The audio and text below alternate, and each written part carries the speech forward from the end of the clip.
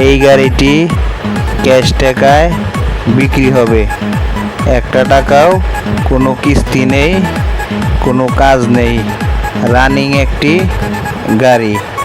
কেউ নিতে চাইলে স্ক্রিনে থাকা নাম্বারে যোগাযোগ করুন। গাড়ির দাম 6,50,000 টাকা। ধন্যবাদ।